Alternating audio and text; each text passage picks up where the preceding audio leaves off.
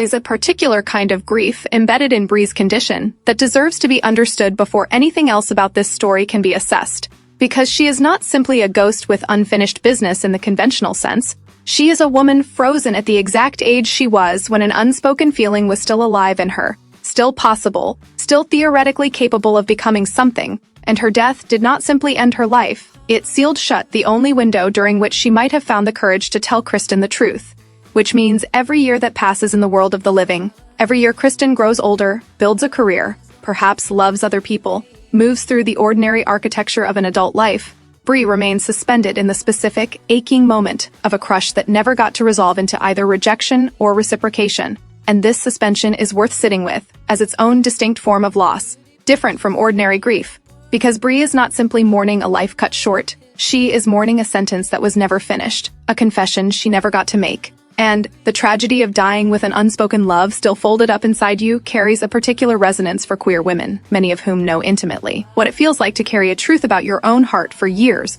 without ever finding the safety or the nerve to say it aloud. And to imagine dying with that truth still unspoken, still theoretical, is to imagine one of the cruelest possible endings to a story that was never allowed to properly begin.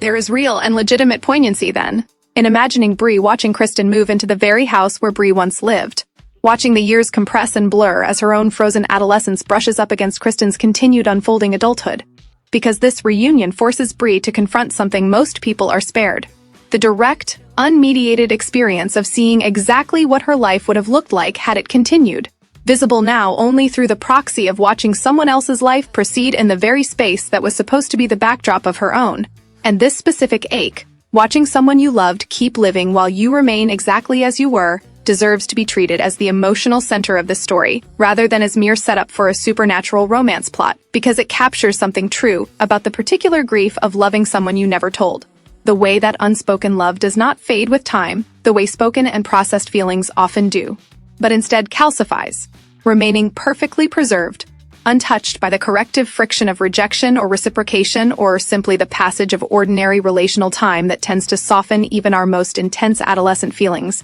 into something gentler and more manageable. What makes a story like this genuinely worth telling, rather than merely worth using as scaffolding for a ghostly seduction plot, is the question of what Bree actually chooses to do with the extraordinary and morally fraught opportunity her return represents. Because she does, in this premise, possess real power over Kristen. The power to frighten her, to disorient her, to use fear as a mechanism for physical proximity. And any honest telling of this story needs to name clearly that using fear this way would not be romance but coercion, however many decades of genuine longing might be motivating it. Because manipulating someone into your arms by deliberately destabilizing her sense of safety in her own home describes a violation of consent, regardless of the manipulator's underlying feelings. And love, that has waited 15 years to be spoken, does not earn an exemption from the basic requirement that the person being loved gets to choose, freely and with accurate information, whether she wants to be loved back. The far more interesting and far more emotionally honest version of this story is the one in which Bree, holding this power and fully capable of using it, chooses instead not to, and this choice deserves to be understood as the real climax of her arc. More significant even than any eventual reunion with Kristen, because it represents Bree finally exercising the kind of agency and self-respect in death that her shyness and introversion may have denied her in life, refusing to replicate, even now, even with the terrible unfairness of her death as potential justification, the same pattern many people fall into when love goes unspoken for too long, the temptation to finally seize what was denied by force or manipulation rather than earn it through honest disclosure. And Bree's decision to instead let herself be discovered slowly, to let Kristen encounter the truth of who and what she is at whatever pace allows for genuine understanding rather than induced fear, transforms this story from a ghost story using queerness as decoration into something considerably more meaningful. A story about a woman learning, even after death, that love, which requires deception or terror to secure, was never going to be the love she actually wanted in the first place.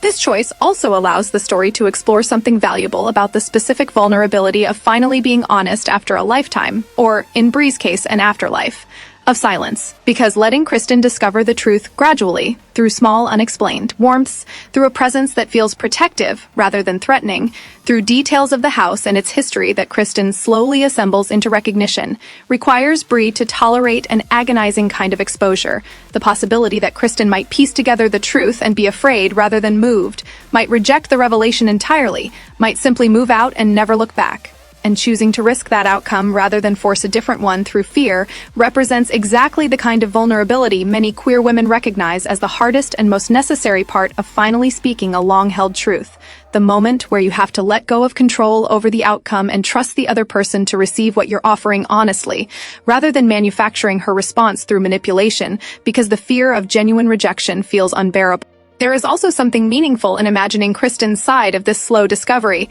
because a Kristen who is allowed to piece together the truth of Bree's identity and history gradually, through her own curiosity and growing affection for the house and its lingering warmth, rather than being frightened into an embrace, retains her own agency throughout the story in a way that matters enormously. She becomes a woman choosing to open herself to an extraordinary, impossible connection, because something in her responds to it honestly, not because she has been cornered into it by fear. And this distinction preserves exactly the kind of mutual recognition that has made the more successful stories in this catalog resonate. Two people finding their way toward each other through honesty and hesitant vulnerability, rather than through one person's engineered control over the other's emotional state. Read this way, the story becomes an exploration of what it means for queer love to finally be spoken after being suppressed far too long, whether by social circumstance, by shyness, or in this heightened case by death itself. And it suggests that even love which has waited an agonizingly long time to be expressed does not gain any special exemption from the basic ethical requirement of honesty and consent,